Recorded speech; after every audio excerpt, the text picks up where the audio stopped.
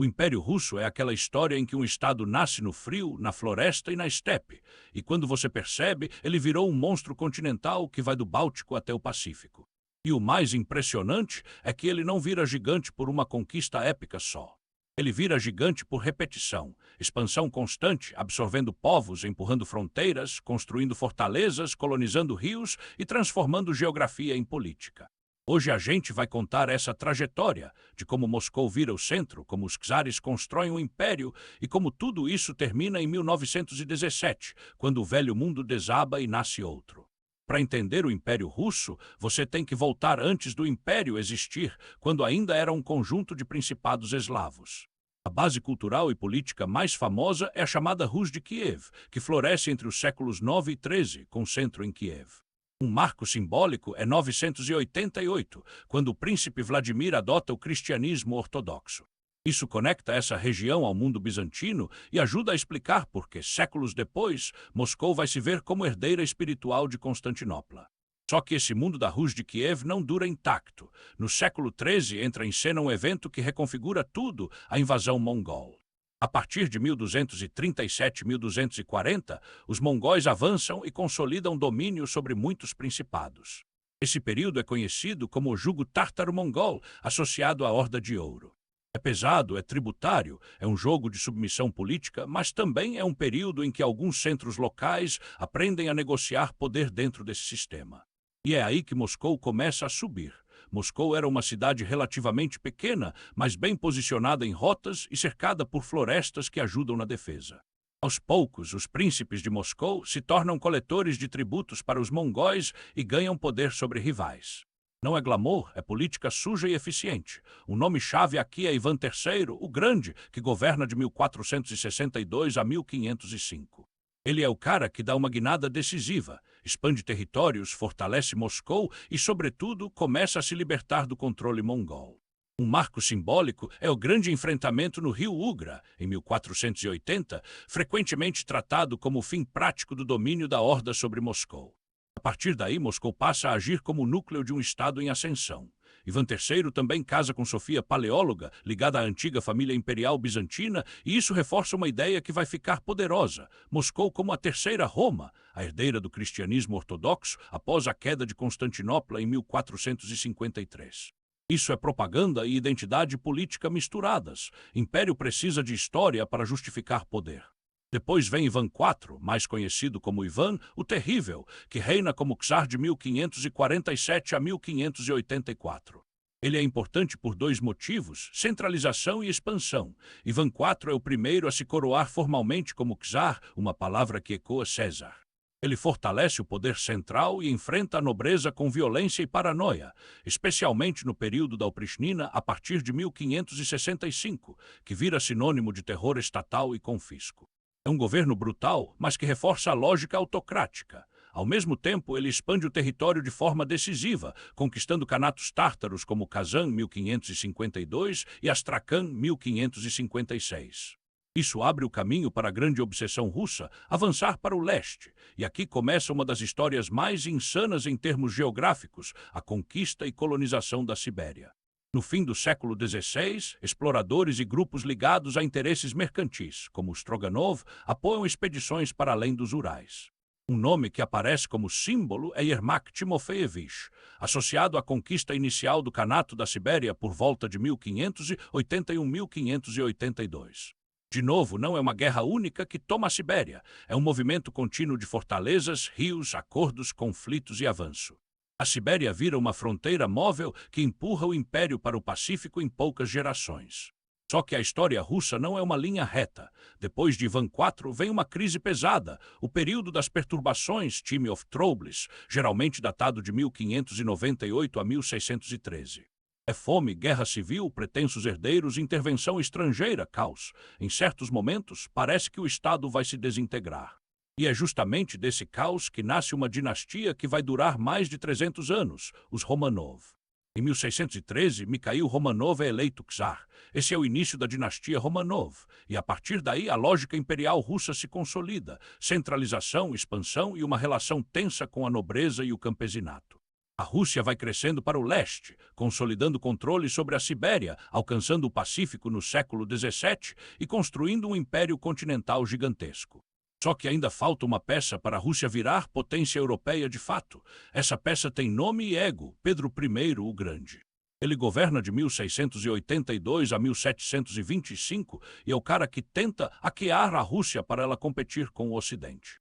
Pedro viaja, aprende com europeus, importa especialistas, reorganiza exército e marinha e empurra reformas modernizadoras, muitas vezes à força, porque ele não tem paciência para gradualismo. Pedro entende uma verdade cruel: sem acesso ao mar, você é uma potência meio travada. E aí entra uma guerra decisiva, a Grande Guerra do Norte, 1700-1721 contra a Suécia.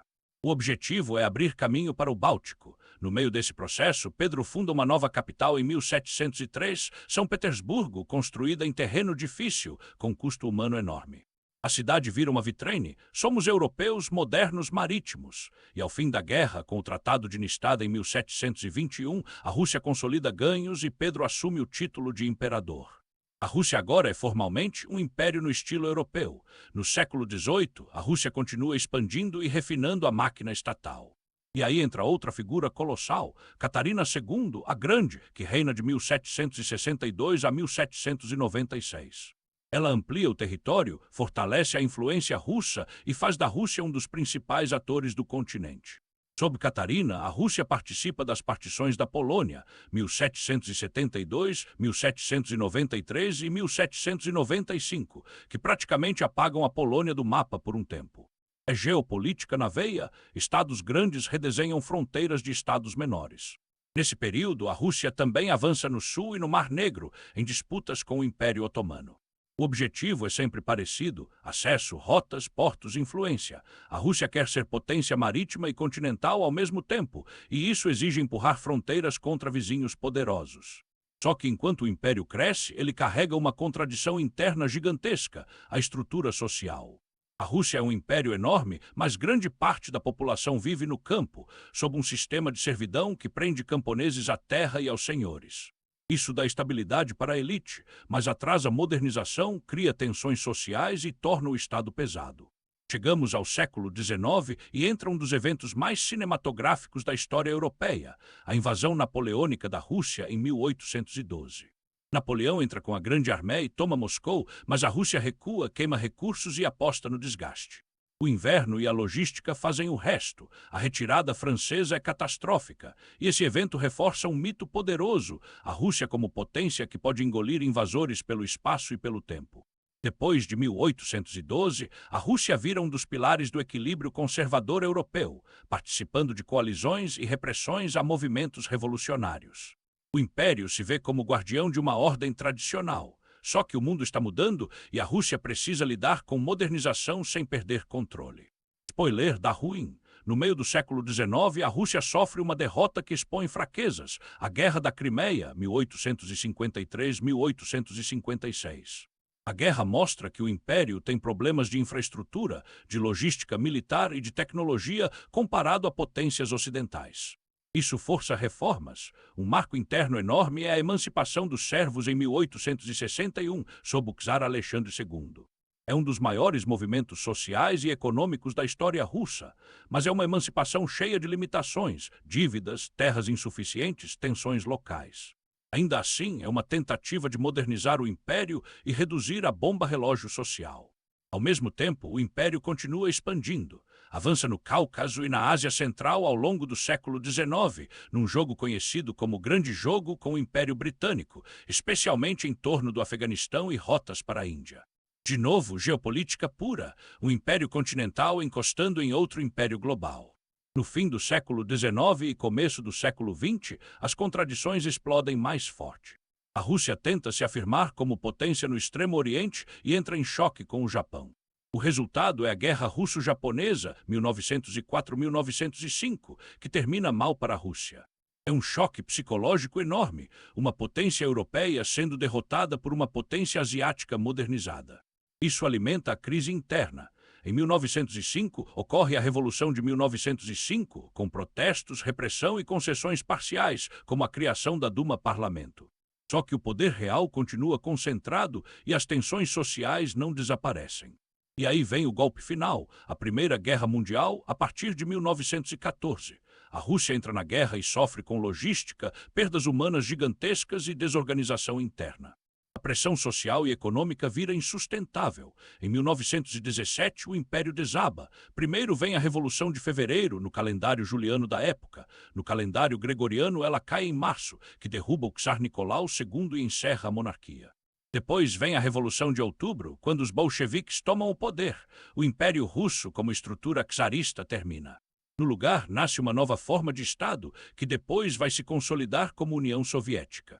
E essa é a ironia final. O Império Russo acaba, mas a lógica de potência continental, centralizada e obcecada por fronteiras seguras, continua em formas diferentes ao longo do século XX. A história muda de roupa, mas certas obsessões geográficas permanecem. Se você quer resumir o Império Russo em uma frase, dá para dizer assim: ele foi construído por expansão contínua e mantido por centralização dura, e caiu quando tentou ser potência moderna sem resolver as tensões internas de um país enorme e desigual. Se você curtiu esse episódio, curte o vídeo e se inscreve no Filhos de Heródoto para continuar a série Impérios em 15 minutos. E no próximo você quer qual? Império Japonês, Império Alemão? Ou a gente entra num tema diferente e fala de impérios invisíveis, quando o poder vira tecnologia, moeda e informação?